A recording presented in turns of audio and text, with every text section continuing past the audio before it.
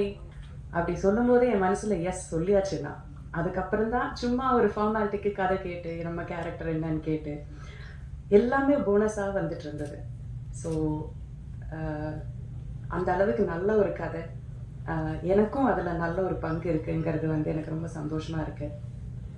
And Anurag Kashyap மாதிரி ஒரு பேர் வாய்ந்த ஒரு டைரக்டர் அண்ட் ஆக்டர் அவர் கூட நடிக்க முடிஞ்சதில் எனக்கு ரொம்ப சந்தோஷம்.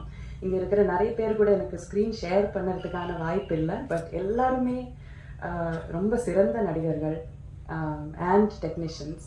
ஸோ ஐம் வெரி ப்ரவுட் இந்த படத்தில் எனக்கும் வேலை பண்ணுறதுக்கான ஒரு வாய்ப்பு கிடைச்சிதுங்கிறது. அண்ட் எல்லோரும் வந்ததுக்கு ரொம்ப நன்றி.